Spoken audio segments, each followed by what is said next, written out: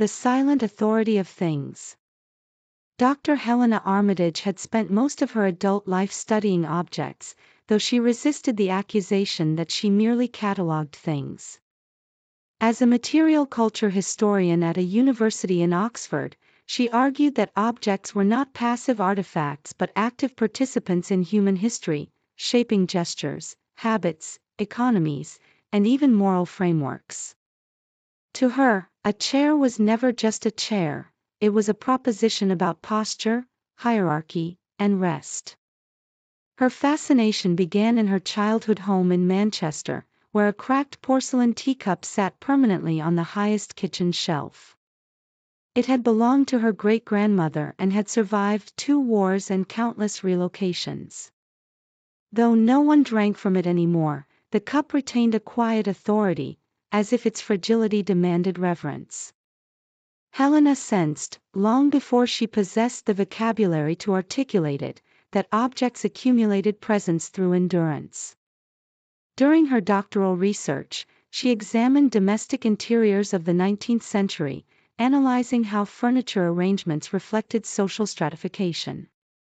The placement of a writing desk near a window signaled intellectual aspiration, while the positioning of heavy cabinets against interior walls revealed anxieties about insulation and security.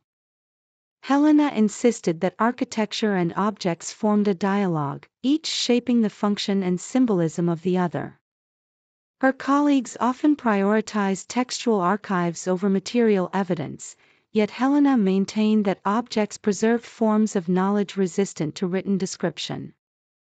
The weight of a cast-iron key, the smooth erosion of a banister polished by generations of hands, the faint indentation on a wooden table where a watch had rested nightly, these traces conveyed repetition, ritual, and intimacy.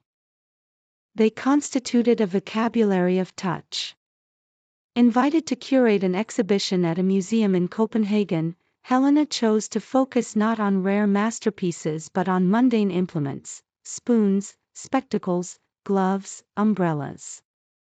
She arranged them not chronologically but relationally, encouraging visitors to consider how each item mediated interaction between body and environment. A spoon extended the hand, spectacles refracted perception, gloves negotiated temperature and decorum. The exhibition challenged the hierarchy that separated the extraordinary from the everyday. Helena became particularly interested in objects that had outlived their original function. Rotary telephones displayed in glass cases no longer connected voices, yet they retained symbolic resonance. Typewriters, once instruments of efficiency, now evoked deliberation in an era of instantaneous typing. She argued that obsolescence did not erase meaning, rather, it transformed it, layering nostalgia upon utility. In her seminars, Helena asked students to bring a personal object and narrate its history. The exercise often revealed that value did not correlate with market price. A faded concert ticket might carry more emotional density than an expensive watch. Through these discussions, she demonstrated that objects functioned as repositories of narrative, stabilizing memory in tangible form. Her research gradually expanded into the ethics of possession.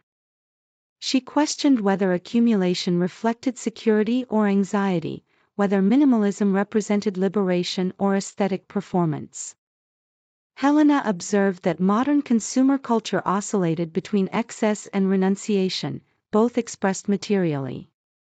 Storage units filled with unused belongings testified to deferred decisions, while sparsely furnished apartments projected curated restraint. A turning point in her thinking occurred during fieldwork in Kyoto, where she studied the philosophy of repair embodied in the practice of mending broken ceramics with lacquer mixed with powdered gold. The repaired fracture was not concealed but illuminated, transforming damage into distinction. Helena interpreted this approach as an alternative ontology of objects, one in which imperfection enhanced rather than diminished value. Returning to England, she reconsidered the cracked porcelain teacup from her childhood. What if its fracture were not a flaw to be hidden but a testament to survival? She retrieved it from storage and placed it on her desk, not as decoration but as a reminder that objects could embody continuity without denying rupture. The cup ceased to be merely inherited, it became interpretive. As digital technologies proliferated, Helena confronted the paradox of immaterial objects. Files stored in invisible servers lacked tactile presence, yet they influenced daily life profoundly. She explored whether a smartphone, simultaneously tool, archive, and extension of cognition, constituted a new category of object. Its sleek surface concealed layers of circuitry and global supply chains, compressing geopolitical complexity into a handheld device. Helena resisted simplistic nostalgia for pre-digital artifacts. Instead, she examined how contemporary objects recalibrated attention. Notifications altered temporal rhythms, wearable devices quantified bodily movement, and algorithmically curated platforms shaped desire.